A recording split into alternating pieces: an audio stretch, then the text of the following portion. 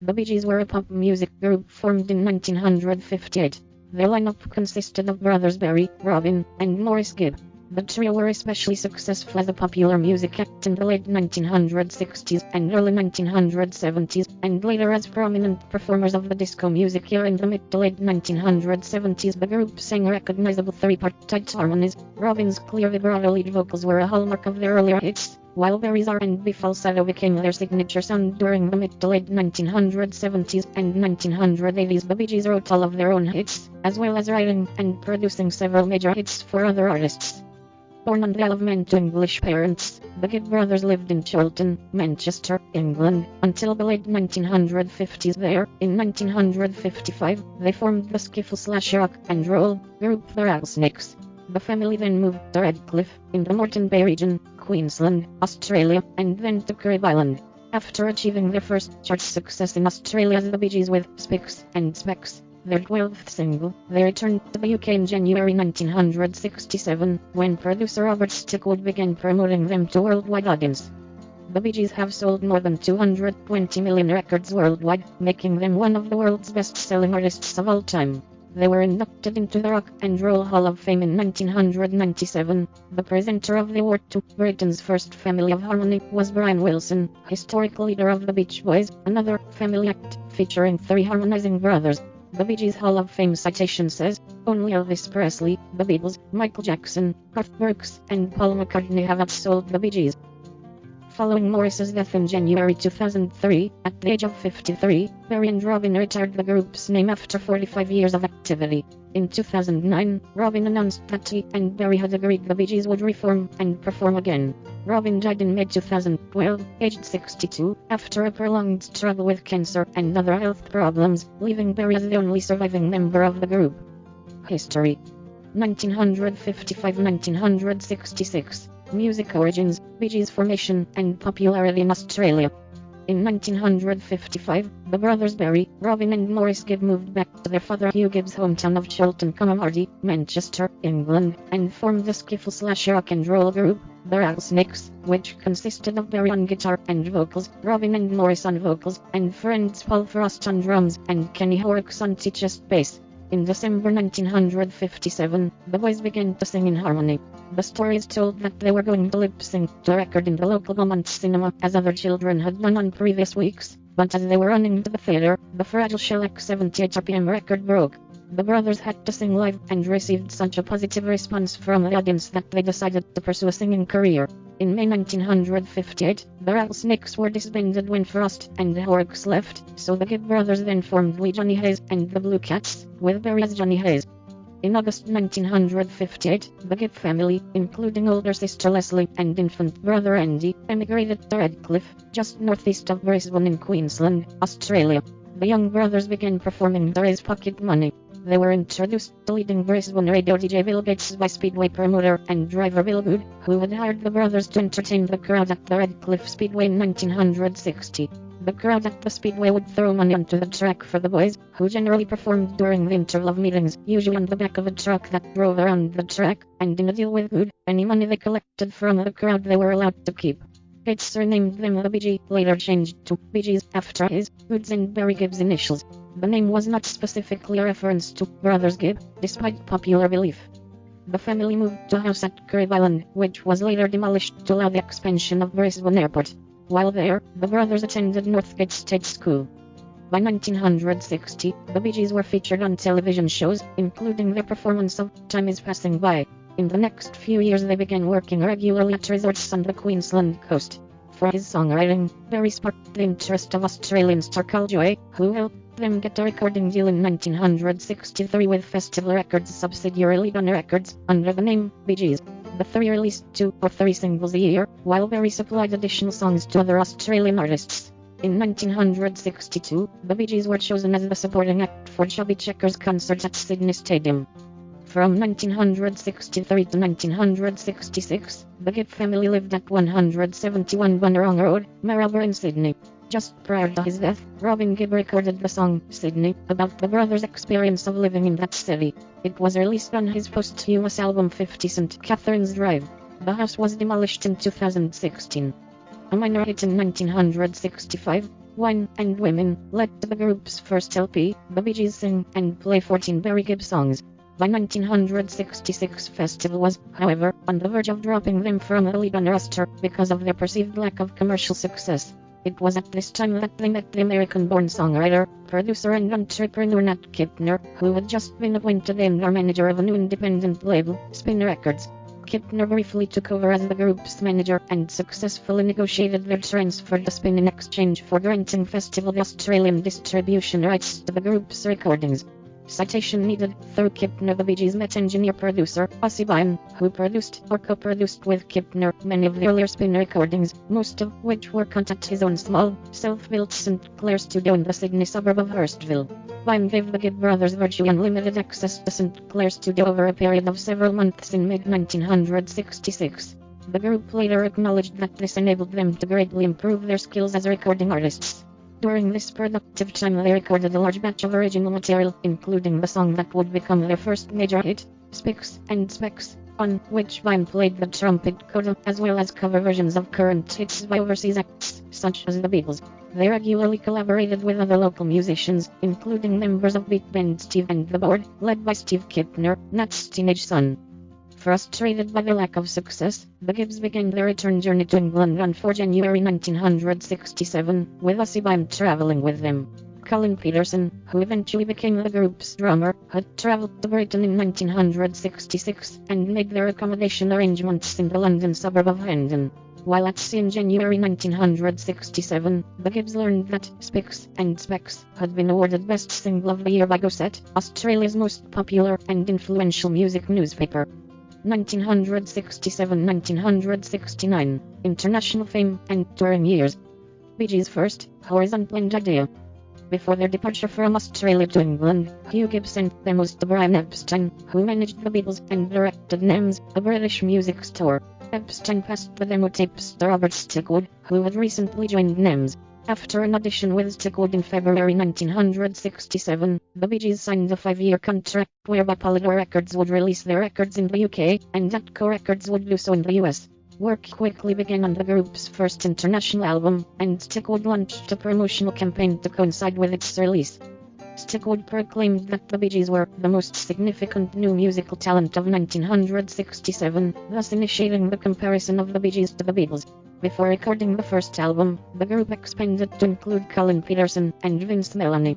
New York mining disaster 1941, their second British single, their first issued UK 45 RPM was Spicks and Specks, was issued to radio stations with a blank white label listing only the song title. Some DJ immediately assumed this was a new single by the Beatles and started playing the song in heavy rotation.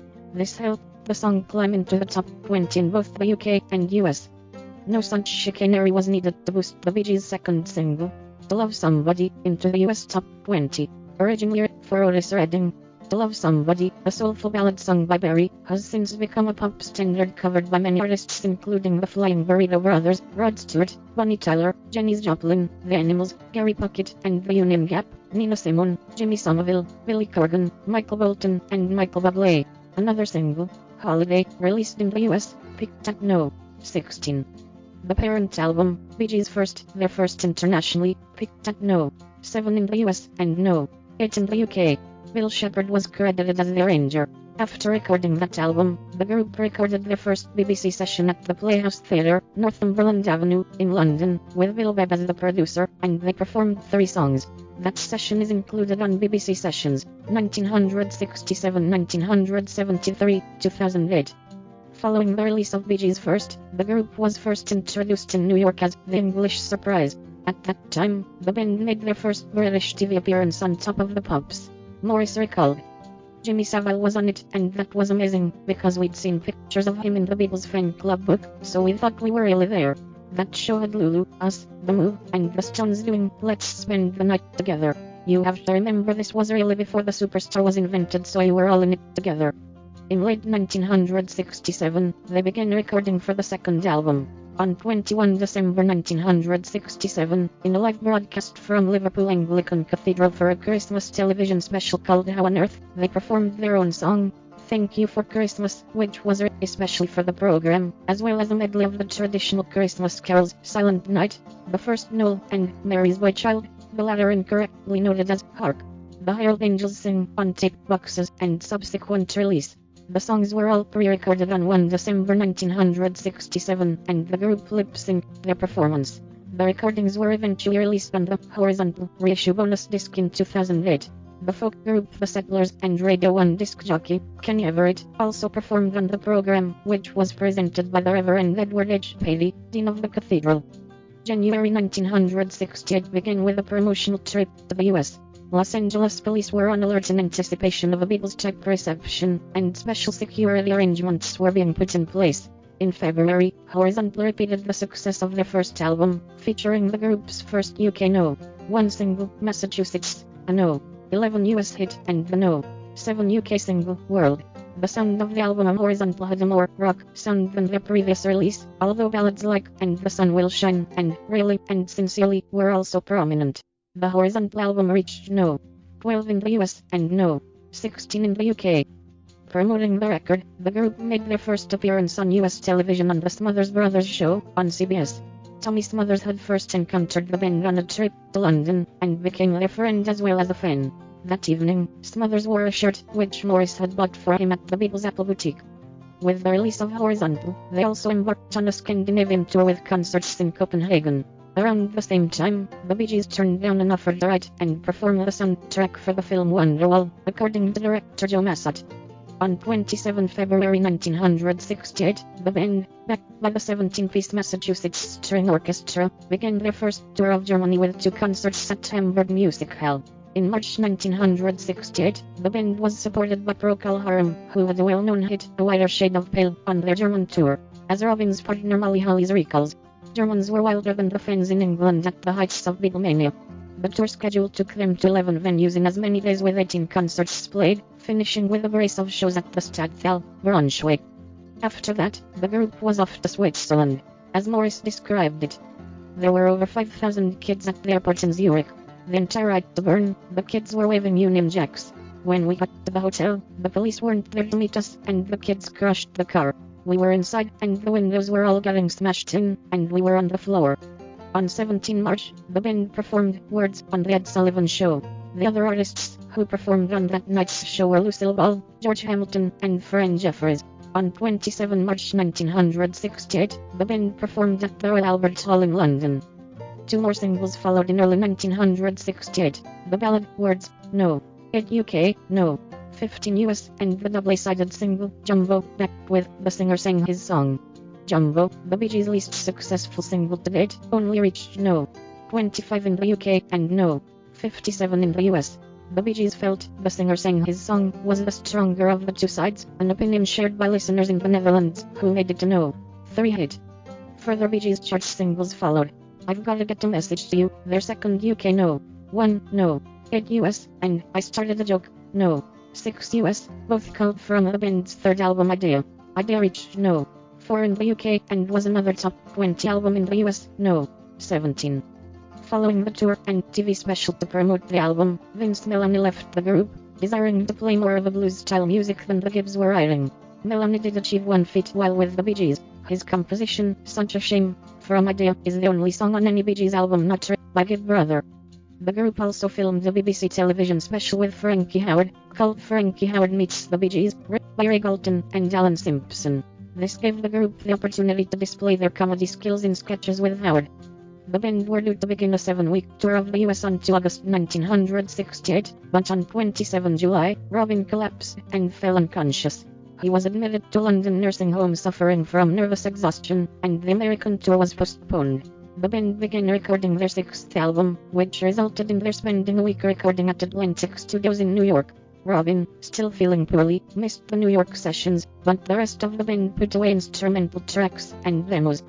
Odessa, Cucumber Castle, and Break Up. By 1969, the cracks started to show within the group, as Robin began to feel that Stickwood had been favoring Barry as the frontman. The Bee Gees' performances in early 1969 on the Top of the Pops and the Tom Jones Show performing I Started a Joke and 1st of May as a medley was one of the last live performances of the group with Robin. Their next album, which was to have been a concept album called Masterpiece, evolved into the double album Odessa. Most rock critics felt this was the best Bee Gees album of the 1960s, with its progressive rock feel on the title track, the country-flavored Marley Part Drive and Give Your Best, and ballads such as Melody Fair and First of May, the last of which became the only single from the album and the UK-6 hit. Feeling the flip side, Lamplight should have been the A-side. Robin quit the group in mid-1969 and launched a solo career. The first of many Bee Gees compilations, Best of Bee Gees, was released featuring the non-LP single Words, plus the Australian hit Spicks and Specs. The single Tomorrow Tomorrow was also released and was a moderate hit in the UK, where it reached no. 23, but it was only no. 54 in the US. The compilation reached the top 10 in both the UK and the US. While Robin pursued his solo career, Berry, Morris and Peterson continued on as the Bee Gees, recording their next album, Cucumber Castle. The band made their debut performance without Robin at Talk of the Town. They had recruited their sister, Leslie, into the group at this time. To accompany the album, they also filmed a TV special, which aired on the BBC in 1971. Peterson played drums on the tracks recorded for the album, but was fired from the group after filming began. He went on to form the Humpy Bong with Jonathan Kelly. His parts were edited out of the final cut of the film, and Pentangle drummer Terry Cox was recruited to complete the recording of songs for the album. After the album was released in early 1970, it seemed that the Bee Gees were finished. The lead-off single, Don't Forget to Remember, was a big hit in the UK, reaching no. 2, but a disappointment in the US, only reaching no. 73. The next two singles, IYO and If I Only Had My Mind on Something Else, barely scraped the charts. On 1 December 1969, Berry and Morris parted ways professionally. Morris started to record his first solo album, The Loner, which was not released. Meanwhile, he released the single Railroad and starred in the West End musical, Sing a Rude Song. In February 1970, Berry recorded a solo album, which never saw official release either, although I'll Kiss Your Memory was released as a single back, by this time without much interest. Meanwhile, Robin saw success in Europe with his No. 2 hit, Saved by the Bell, and the album Robin's Reign. 1970-1974, Reformation. In the summer of 1970, according to Berry, Robin rang me in Spain, where I was on holiday, saying, "Let's do it again." By 21 August 1970, after they had reunited, Berry announced that the Bee Gees are there and they will never, ever part again. Morris said, "We just discussed it and reformed. We want to apologize publicly to Robin for the things that have been said." Earlier, in June 1970, Robin and Morris recorded a dozen songs before Berry joined, and included 2 songs that were on their reunion album. Around the same time, Berry and Robin were about to publish the book. On the other hand, they also recruited Jeff Bridgeford as the group's official drummer. Bridgeford had previously worked with The Groove and Tintin, and played drums on Morris's unreleased first solo album. In 1970, 2 Years On was released in October in the US and November in the UK. The lead single, Lonely Days, reached no. 3 in the United States, promoted by appearances on The Johnny Cash Show, Johnny Carson's Tonight Show, The Andy Williams Show, The Dick Cavett Show, and The Ed Sullivan Show. Their 9th album, Trafalgar, was released in late 1971. The single, How Can You Mend a Broken Heart, was the first to hit no. 1 on the US charts, while Israel reached no. 22 in the Netherlands. How Can You Mend a Broken Heart also brought the Bee Gees their first Grammy Award nomination for Best Pop Performance by Duo or Group with Vocals. Later that year, the group's songs were included in the soundtrack for the film Melody. In 1972, they hit no. 16 in the US with the non-album single, My World, backed by Morris's composition, On Time. Another 1972 single, Run to Me, from the LP To Whom It May Concern, returned them to the UK top 10 for the first time in 3 years. On 24 November 1972, the band headlined the Woodstock of the West Festival at the Los Angeles Coliseum, which was a West Coast answer to Woodstock in New York, which also featured Sly and the Family Stone, Stevie Wonder, and the Eagles. Also in 1972, the group sang Hey Jude with Wilson Pickett. By 1973, however, the Bee Gees were in a rut. The album, Life in a Tin Can, released on Robert Stickwood's newly formed RSO Records, and its lead-off single, Saw New Morning, sold poorly with the single peaking at no. 94. This was followed by an unreleased album, known as A Kick in the Head Is Worth 8 in the Pants. A second compilation album, Best of Bee Gees, Volume 2, was released in 1973, although it did not repeat the success of Volume 1. On the 6th April 1973 episode of the Midnight Special they performed Money, That's What I Want with Jerry Lee Lewis. Also in 1973, they were invited by Chuck Berry to perform 2 songs with him on stage at the Midnight Special. Johnny B. Good and Reelin' and Rockin'. After a tour of the United States in early 1974 and a Canadian tour later in the year, the group ended up playing small clubs. As Berry joked, "We ended up in, have you ever heard of Batley's the Variety Club in West Yorkshire, England?" On the advice of Amateur Lagoon, head of their US label Atlantic Records, Stickwood arranged for the group to record with soul music producer Arif Mardin. The resulting LP, Mr. Natural, included fewer ballads and foreshadowed the R&B direction of the rest of their career.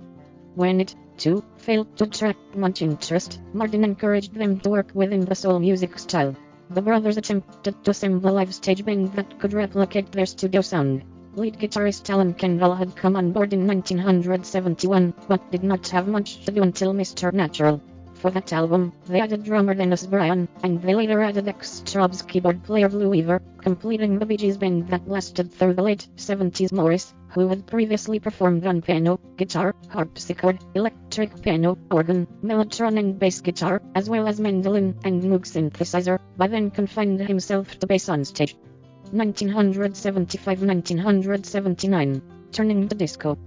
Main Course and Children of the World. At Eric Clapton's suggestion, the brothers moved to Miami, Florida, early in 1975 to record.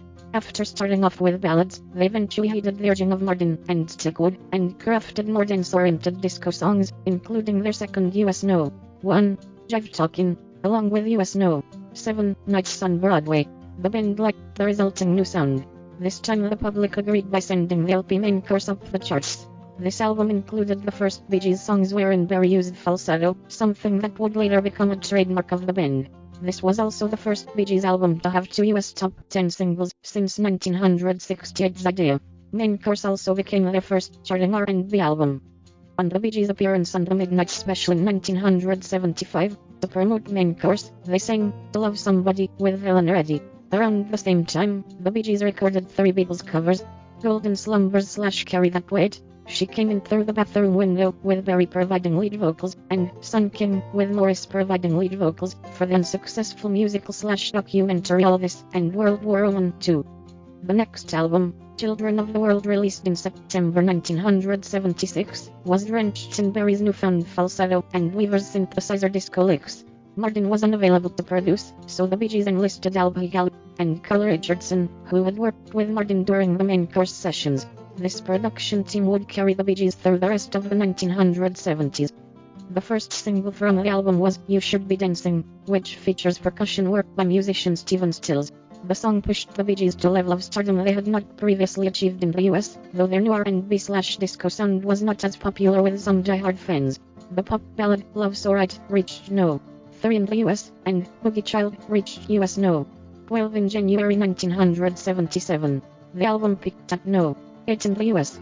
A compilation Bee Gees Gold was released in November, containing the group's hits from 1967 to 1972. Saturday Night Fever and Spirits Having Flown. Following a successful live album, Here at Last, Bee Gees, Live, the Bee Gees agreed with Stickwood to participate in the creation of the Saturday Night Fever soundtrack. It would be the turning point of their career. The cultural impact of both the film and the soundtrack was seismic throughout the world, prolonging the disco scene's mainstream appeal. The band's involvement in the film did not begin until post-production. As John Travolta asserted, the Bee Gees weren't even involved in the movie in the beginning. I was dancing to Stevie Wonder and Buzz Skaggs. Producer Robert Stickwood commissioned the Bee Gees to create the songs for the film. The brothers wrote the songs virtually in a single weekend at Chez Daddy Hairville studio in France. Maurice Gibb remembered the reaction when Stickwood and music supervisor Bill Oakes arrived and listened to the demos. They flipped out and said these will be great. We still had no concept of the movie, except some kind of rough script that they brought with them. You've got to remember, we were fairly dead in the water at that point, 1975, somewhere in that zone. The Bee Gees sound was basically tired. We needed something new. We hadn't had a hit record in about 3 years. So we felt, oh geez, that's it. That's our lifespan, like most groups in the late 60s, so we had to find something. We didn't know what was going to happen. Bill Oakes, who supervised the soundtrack, asserts that Saturday Night Fever did not begin the disco craze, but rather prolonged it. Disco had run its course. These days, Fever is credited with kicking off the whole disco thing. It really didn't. Truth is, it breathed new life into a genre that was actually dying. 3 Bee Gees singles. How Deep Is Your Love? US No. 1. UK No. 3. Stayin' Alive? US No. 1. UK No. 4. And Night Fever? US No. 1. UK No. 1. Charted high in many countries around the world, launching the most popular period of the disco era. They also penned the song If I Can't Have You, which became a US No. 1 hit for Van Halen, while the Bee Gees' own version was the B-side of Stayin' Alive. Such was the popularity of Saturday Night Fever that 2 different versions of the song, More Than a Woman, received airplay, one by the Bee Gees, which was relegated to an album track, and another by Tavers, which was the hit. The Gibb sound was inescapable. During a 9-month period beginning in the Christmas season of 1977, 7 songs written by the brothers held the No. 1 position on the US charts for 27 of 37 consecutive weeks. 3 of their own releases, 2 for brother Andy Gibb, the Van Halen single, and Grease, performed by Frankie Valli. Fueled by the film's success, the soundtrack broke multiple industry records, becoming the highest-selling album in recording history to that point. With more than 40 million copies sold, Saturday Night Fever is among music's top 5 best-selling soundtrack albums. As of 2010 update, it is calculated as the 4th highest-selling album worldwide. In March 1978, the Bee Gees held the top 2 positions on the US charts with Night Fever and Stayin' Alive, the first time this had happened since the Beatles. On the US Billboard Hot 100 chart for 25 March 1978, 5 songs written by the Gibbs were in the US top 10 at the same time. Night Fever, Stayin' Alive, If I Can't Have You, Emotion, and Love Is Thicker Than Water. Such chart dominance had not been seen since April 1964, when the Beatles had all 5 of the top 5 American singles. Barry Gibb became the only songwriter to have 4 consecutive #1 hits in the US, breaking the John Lennon and Paul McCartney 1964 record. These songs were Stayin' Alive, Love Is Thicker Than Water, Night Fever, and If I Can't Have You. The Bee Gees won 5 Grammy Awards for Saturday Night Fever over 2 years. Album of the Year, Producer of the Year with Albie Gallo and Carl Richardson, 2 awards for Best Pop Performance by Duo or Group with Vocals, 1 in 1978 for How Deep Is Your Love, and 1 in 1979 for Stayin' Alive, and Best Vocal Arrangement for 2 or more voices for Stayin' Alive. During this era, Barry and Robin also wrote Emotion for an old friend, Australian vocalist Samantha Sang, who made it a top 10 hit, with the Bee Gees singing backing vocals. Barry also wrote the title song to the film version of the Broadway musical Grease for Frankie Valli to perform, which went to No. 1. The Bee Gees' younger brother Andy now followed his older siblings into a music career and enjoyed considerable success. Produced by Barry, Andy Gibb's first 3 singles all topped the US charts. The Bee Gees also co-starred with Peter Frampton in Robert Stickwood's film SGT. Pepper's Lonely Hearts Club Band, 1978, loosely inspired by the classic 1967 album by the Beatles. The movie had been heavily promoted prior to release and was expected to enjoy great commercial success. However, it was savaged by film critics as a disjointed mess and ignored by the public. Though some of its tracks charted, the soundtrack too was a high-profile flop. The single, Oh, Darling, credited to Robin Gibb, reached No. 15 in the US. The Bee Gees' follow-up to Saturday Night Fever was the Spirits Having Flown album. It yielded 3 more hits. Too Much Heaven, US No. 1, UK No. 3. Tragedy, US No. 1, UK No. 1, and Love You Inside Out, US No. 1, UK No. 13. This gave the act 6 consecutive No. 1 singles in the US within a year and a half, equaling the Beatles and surpassed only by Whitney Houston. In January 1979, the Bee Gees performed Too Much Heaven as their contribution to the Music for UNICEF concert at the United Nations General Assembly, a benefit organized by the Bee Gees, Robert Stickwood, and David Frost for UNICEF that was broadcast worldwide. The brothers donated the royalties from the song to the charity. Up to 2007, this song has earned over $11 million for UNICEF.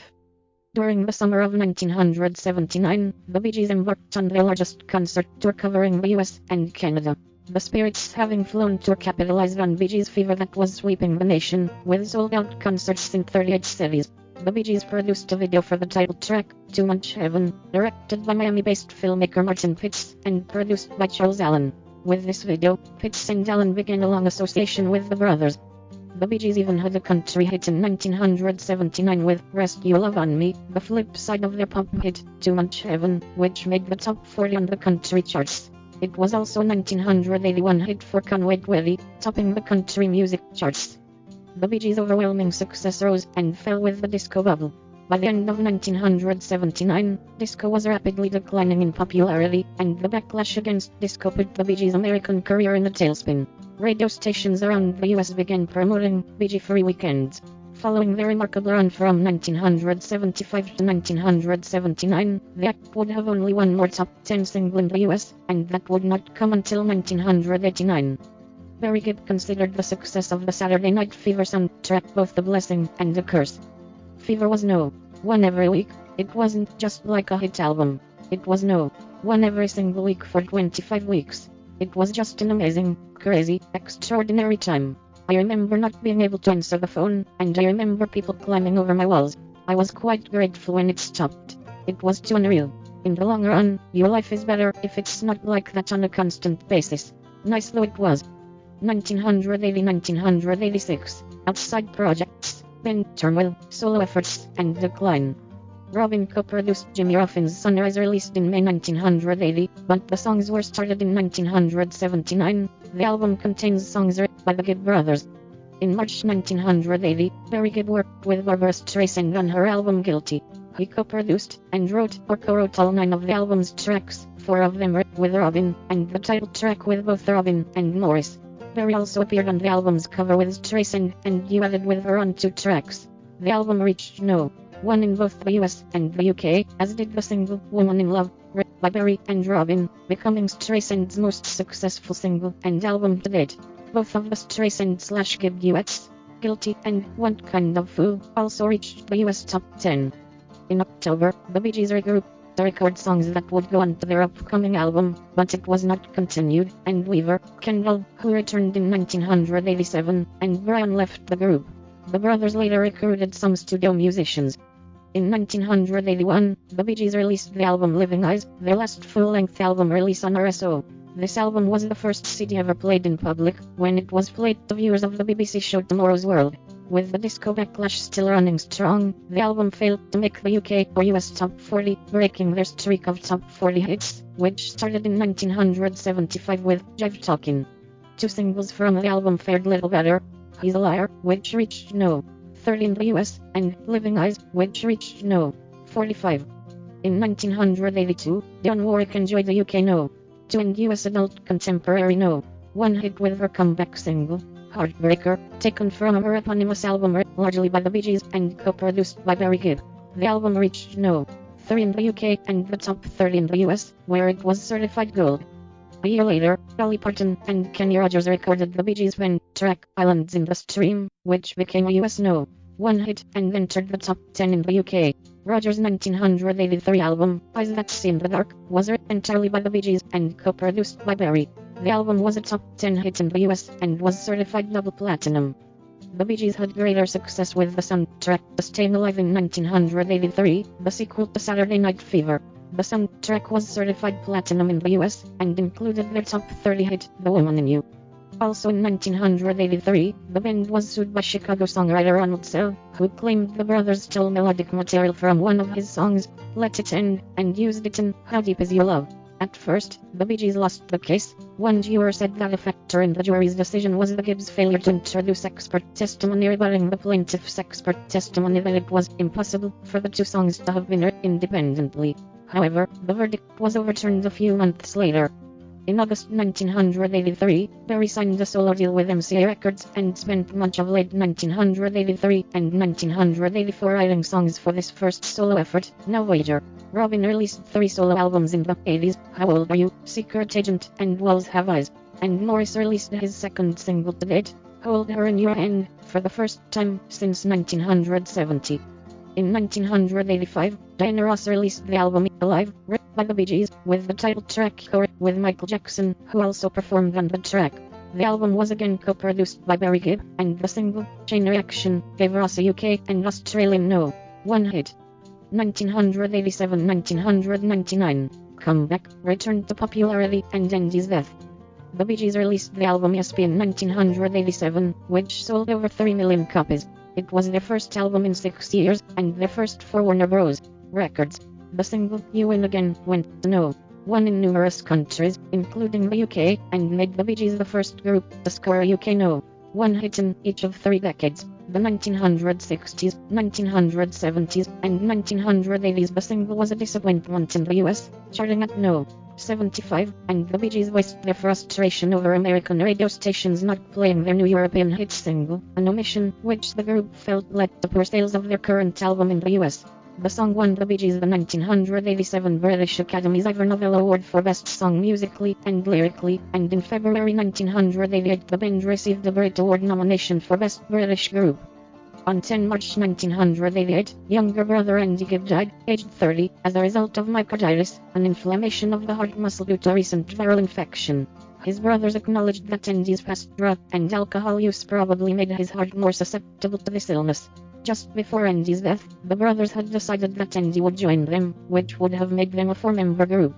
Instead, the Bee Gees got together with Eric Clapton to create a group called the Bunburys to raise money for English charities. The group recorded 3 songs for the Bunbury Tales: We're the Bunburys, Bunbury Afternoon, and Fight No Matter How Long. The last song reached no.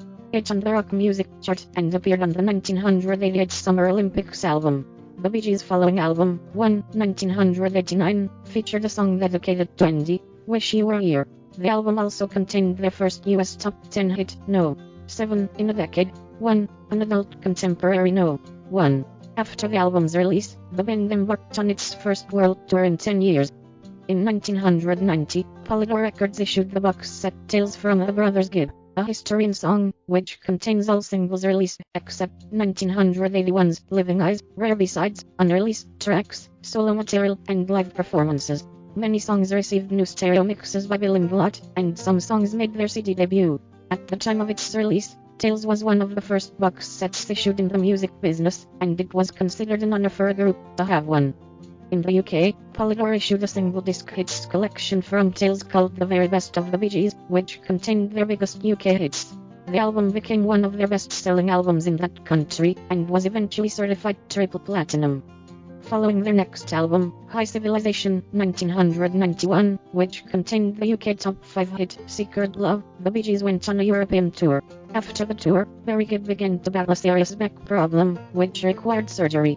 In addition, he suffered from arthritis which, at one point, was so severe that it was doubtful that he would be able to play guitar for much longer.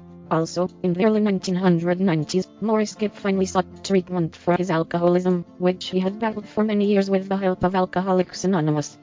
In 1993, the group returned to the Polydor label and released the album Size Isn't Everything, which contained the UK top 5 hit, For Whom the Bell Tolls. Success still eluded them in the US, however, as the first single released, Paying the Price of Love, only managed to reach no. 74 on the Billboard Hot 100, while the parent album stalled at no. 153. In 1997, they released the album Still Waters, which sold over 4 million copies and reached no. 2 in the UK, their highest album chart position there since 1979, and no. 11 in the US. The album's first single, Alone, gave them another UK top 5 hit and a top 30 hit in the US. Still Waters would be the band's most successful US release of their post-RSO era. At the 1997 Brit Awards held in Earl's Court, London on 24 February, the Bee Gees received the award for Outstanding Contribution to Music. On 14 November 1997, the Bee Gees performed a live concert in Las Vegas called One Night Only. The show included a performance of Our Love, Don't Throw It All Away, synchronized with a vocal by their deceased brother Andy, and a cameo appearance by Celine Dion singing Immortality.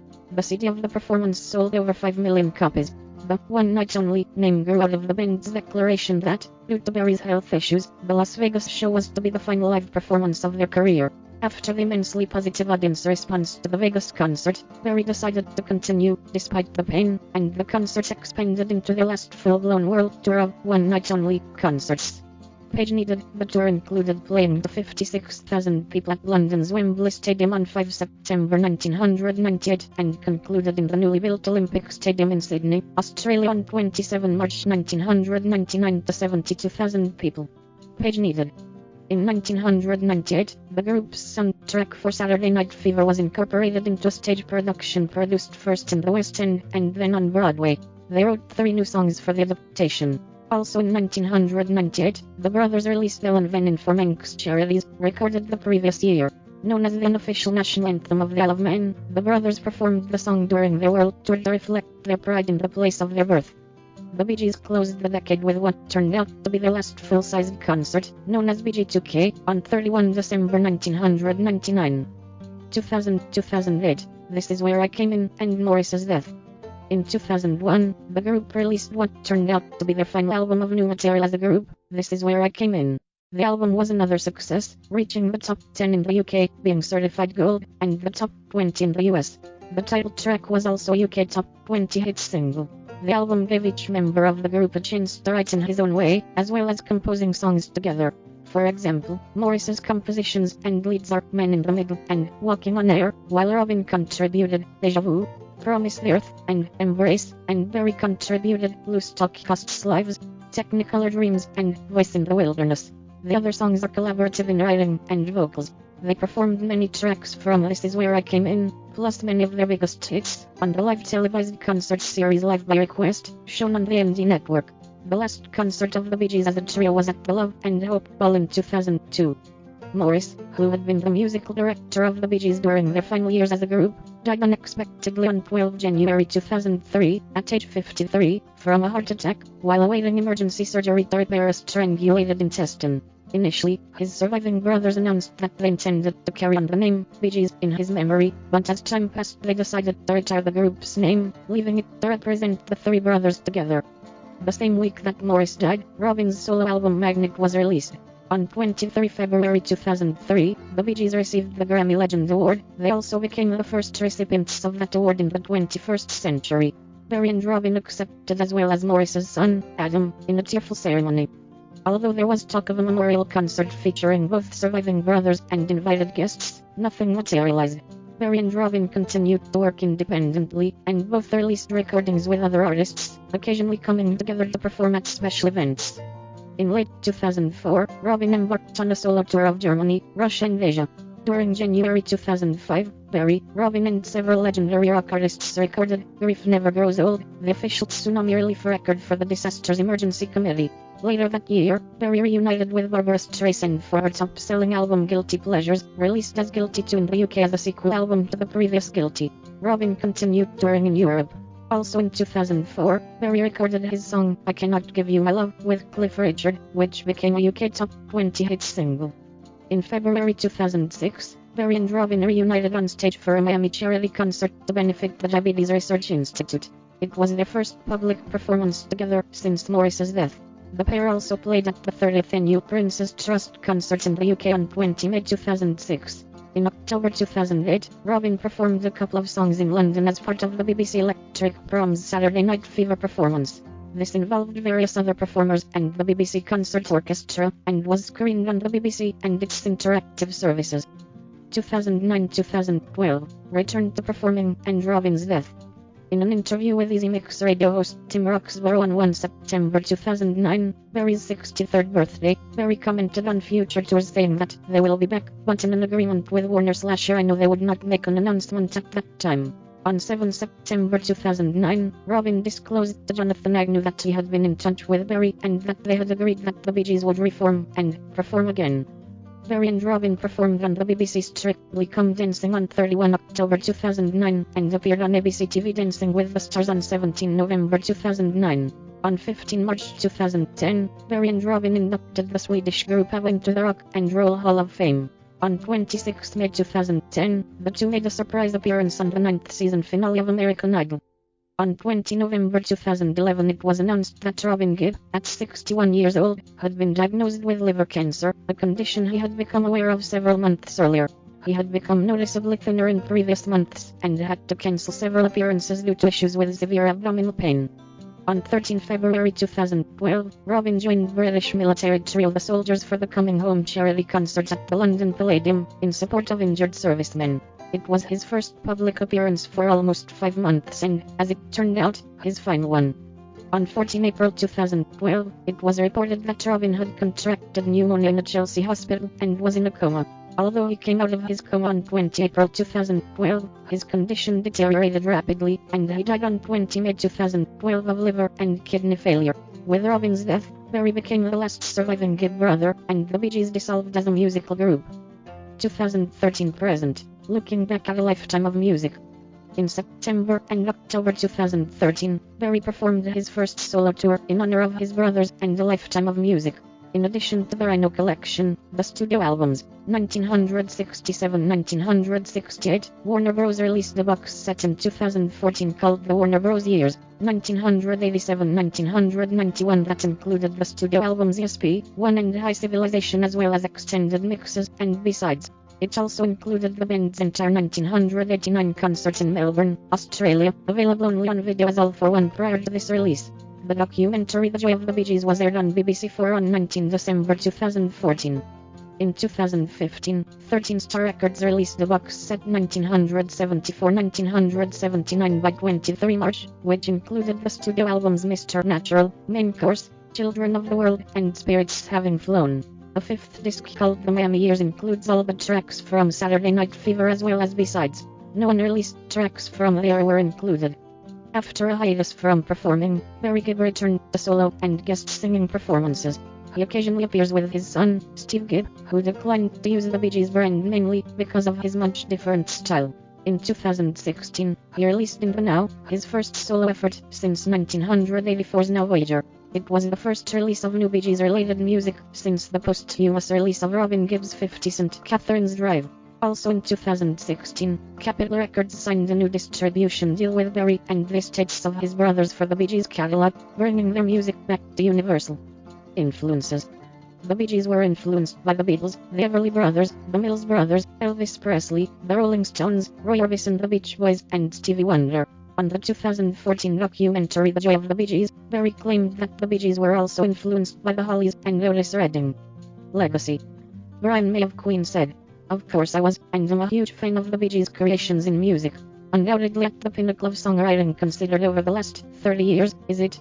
My fondest recollections are not of the SNF days, which were really a rebirth in the Bee Gees' popularity, but the early groundbreaking songs. I remember singing these songs with my pal Tim Staffel of Smile and Freddie Mercury in the real old days." May also praised the song You Win Again as one of the greatest songs of the 80s. In his 1980 Playboy magazine interview, John Lennon praised the Bee Gees. Tried to tell the kids in the 70s who were screaming to the Bee Gees that their music was just the Beatles redone. There is nothing wrong with the Bee Gees. They do a damn good job.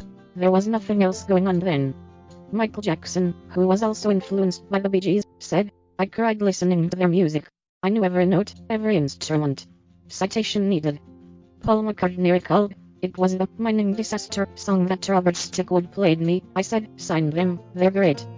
Ringo Starr said, "The Bee Gees from our era were quite important, especially the harmonies."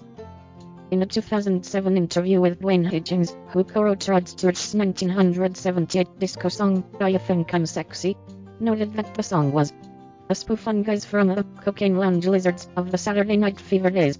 We rock and roll guys thought we were dead meat when that movie and the Bee Gees came out. The Bee Gees were brilliant musicians and really nice people. No big egos. Rod, in his brilliance, decided to do a spoof on disco. Very smart man. There is no such thing as a dumb super success in the music business. Kevin Parker of Tame Impala has said that listening to the Bee Gees after taking mushrooms inspired him to change the sound of the music he was making in his album Currents. Barry Gibb once said, "When we first came out, Jimi Hendrix said we were 2-year-old Beatles. He was just giving an opinion at the time. People just like to have a go at other artists. But we're very good friends with Jimmy now." Years later, Gibb recalled, "He was a great mate of mine. He came to my 21st birthday. He was an extremely polite bloke. I never knew about the drugs then. I thought he was acting a bit weird and saying kind of remote things, but I was too naive to even consider that it might be drugs. I never caught on with Jimmy and the drugs. I saw him drunk a few times, because I remember thinking he was always really quiet until he had a few drinks." The English indie rock band The Cribs was also influenced by the Bee Gees. Cribs member Ian Jarman said, "It must have had quite a big influence on us. Pop melodies is something we always revert to. I always want to get back to pop melodies, and I'm sure that's due to that Bee Gees phase we went through." Following Robin's death on 20 May 2012, Wednesday remarked, "The Bee Gees were an early inspiration for me, Kelly Rowland, and Michelle. We loved their songwriting and beautiful harmonies. Recording their classic song, Emotion, was a special time for Destiny's Child. Sadly we lost Robin Gibb this week. My heart goes out to his brother Barry and the rest of his family."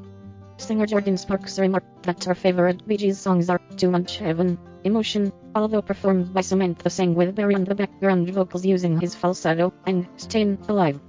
Carrie Underwood said, about discovering the Bee Gees during her childhood, "My parents listened to the Bee Gees quite a bit when I was little, so I was definitely exposed to them at an early age. They just had a sound that was all their own, obviously, it was never duplicated." Other artists who were influenced by the Bee Gees include the Pet Shop Boys, George Michael, Billy Joel, Paul Simon, David Bowie, Brian Wilson, Debbie Harry, Madonna, Andy Bell, Noel Gallagher, and Elton John.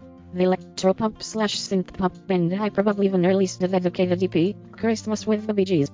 The Bee Gees have sold in excess of 220 million records worldwide. Songwriting. Music historian Paul Gamboccini.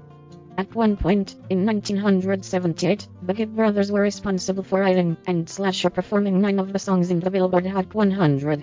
In all, the Gibbs placed 13 singles onto the Hot 100 in 1978, with 12 making the top 40. The Gibb brothers are fellows of the British Academy of Songwriters, Composers and Authors, BASCA. At least 2,500 artists have recorded their songs. Singer-songwriter Gavin DeGraw spoke about the Bee Gees' influence with their own music as well as their songwriting. "Let's talk about the Bee Gees. That's an iconic group.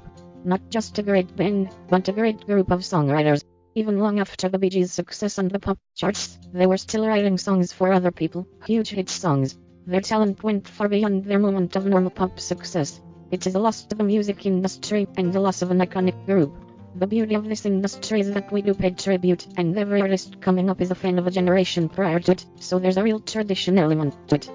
Among the artists who have covered their songs are Michael Bolton, Boyzone, Eric Clapton, Billy Corgan, Destiny's Child, Faith No More, The Flaming Lips, John Frusciante, Al Green, and Gilbert Humperdinck, Elton John, Tom Jones, Janis Joplin, Demi Lovato, Lulu, and Trance, Pet Shop Boys, Elvis Presley, Nina Simone, Percy Sledge, Robert Smith, Status Quo, Steps and Take That. In 2009, as part of the Q150 celebrations, the Bee Gees were announced as one of the Q150 icons of Queensland for their role as influential artists. Accolades and achievements. In October 1999, the Isle of Man Post Office unveiled a set of 6 stamps honoring their native son's music. The official launch took place at the London Palladium, where the stage show of Saturday Night Fever was playing. A similar launch was held in New York shortly after to coincide with the show opening across the Atlantic. The songs depicted on the stamps are Massachusetts, Words, I've Gotta Get a Message to You, Night Fever, Stayin' Alive, and Immortality. In 1978, following the success of Saturday Night Fever, and the single Night Fever in particular, Reuben Askew, the governor of the U.S. state of Florida, named the Bee Gees honorary citizens of the state, since they resided in Miami at the time. In 1979, the Bee Gees got their star on the Hollywood Walk of Fame. They were inducted in 1994 on the Songwriters Hall of Fame, as well as Florida's Artists Hall of Fame in 1995, Area Hall of Fame in 1997. Also, in 1997, the Bee Gees were inducted into the Rock and Roll Hall of Fame. In 2001, they were inducted on the Vocal Group Hall of Fame. After Maurice's death, the Bee Gees were also inducted in Dance Music Hall of Fame in 2001, London's Walk of Fame in 2006, and Musically Speaking Hall of Fame in 2008. On 15 May 2007, the Bee Gees were named BMI Icons at the 55th Annual BMI Pop Awards. Collectively, Barry, Maurice and Robin Gibb have earned 109 BMI Pop, Country and Latin Awards. All 3 brothers, including Maurice, posthumously were invested as Commanders of the Order of the British Empire in December 2001, with the ceremony taking place at Buckingham Palace on 27 May 2004. On 10 July 2009, the Isle of Man's capital bestowed the Freedom of the Borough of Douglas honor on Barry and Robin, as well as posthumously on Maurice. On 20 November 2009, the Douglas Borough Council released a limited edition commemorative DVD to mark their naming as Freemen of the Borough. On 14 February 2013, Barry Gibb unveiled a statue of the Bee Gees, as well as unveiling Bee Gees Way, a walkway filled with photos of the Bee Gees, in honor of the Bee Gees in Redcliffe, Queensland, Australia. On 27 June 2018, Barry Gibb, the last surviving member of the Bee Gees, was knighted by Prince Charles after being named on the Queen's New Year's Honours List. Awards and nominations. Band members. Barry Gibb played rhythm guitar.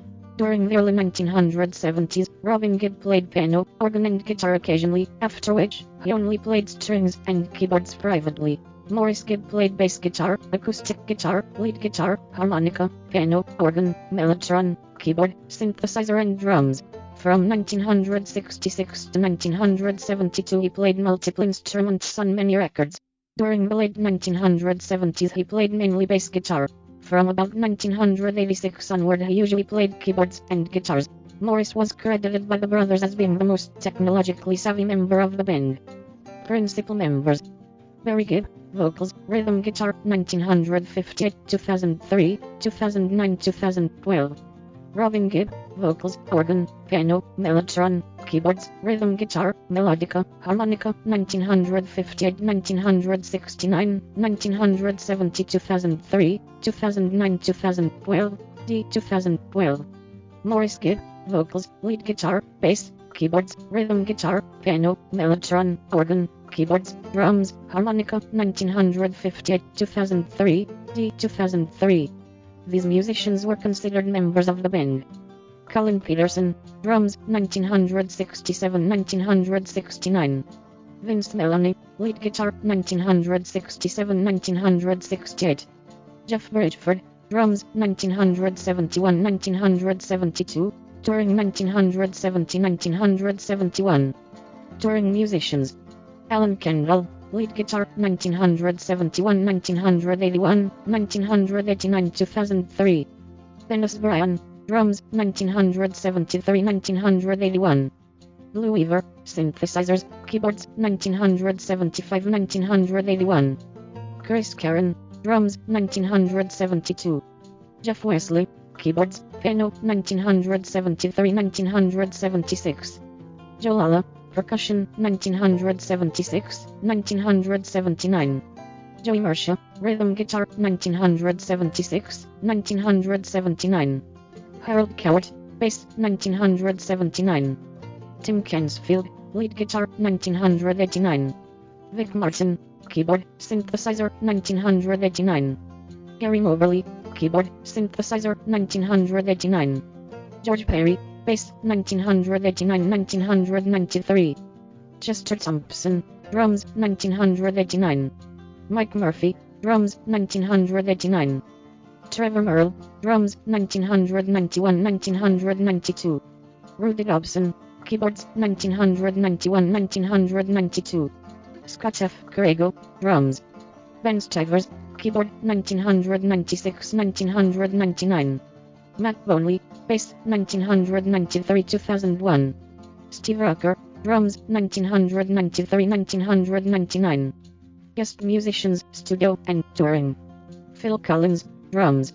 Lenny Castro, percussion. Don Henley, drums, 1989. Glenn Frey, guitar.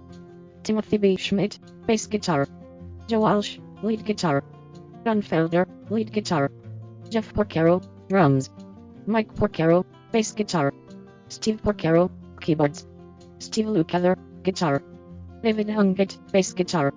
David Page, keyboards. Greg Fillinganes, keyboards.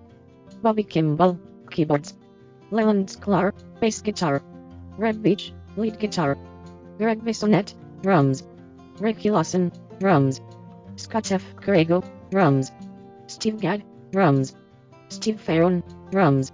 Steve Jordan, drums. Nathan East, bass guitar. Stuart Smith, lead guitar. Vinny Colaiuta, drums. Timeline. Discography. Soundtracks: Saturday Night Fever 1977 and Staying Alive 1983 contain music not released on their original albums.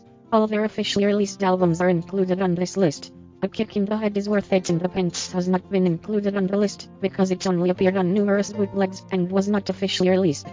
Studio albums. The Bee Gees sing and play 14 Barry Gibb songs, 1965. Spicks and Specks, 1966. Bee Gees First, 1967. Horizontal, 1968. Idea, 1968. Odessa, 1969.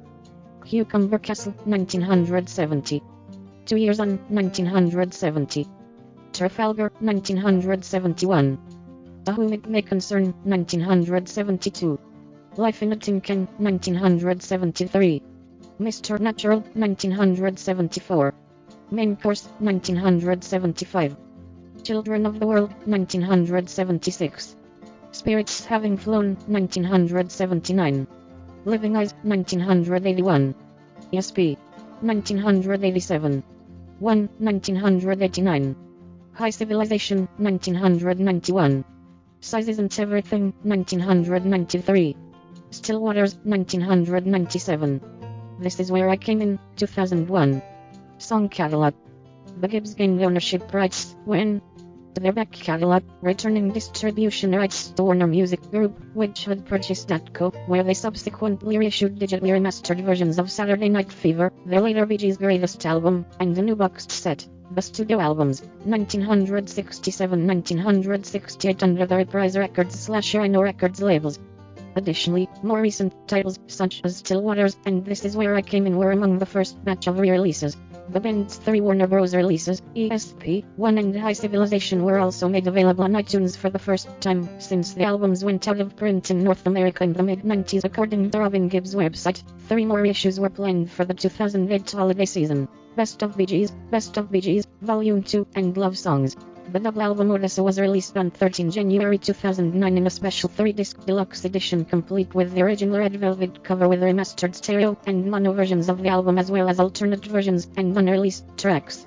Since the remastered release of Odessa, Rhino has stopped reissuing original Bee Gees albums, and there has not been any announcement as to when the remaining albums will be remastered. In December 2016, Capitol Records assumed distribution rights for the entire Bee Gees catalog. Ellen Venin was recorded in 1997 as a 1000 quantity limited edition single for Isle of Man charities. The song was featured in the Bee Gees World Tour and on ITV An Evening With, but to date has not been released generally. The single was subsequently also available as part of the 1999 Bee Gees Temp issue. In conjunction with the 50th anniversary of the Bee Gees, when they started calling themselves Bee Gees in 1959, Rhino Records has released 2 new collections. Mythology is a 4-disc collection highlighting each brother, including Andy, with tracks personally selected by Barry, Robin, Maurice's wife Yvonne, with his children Adam and Samantha, and Andy's daughter Pava. Maurice's disc contains 2 unreleased tracks called Angel of Mercy and The Bridge. Andy's disc contains the unreleased track Arrow Through the Heart. Mythology also features a scrapbook of family photos, many never before published, along with tributes from artists such as George Martin, Brian Wilson, Elton John, Graham Nash, and the band's longtime manager Robert Stickwood.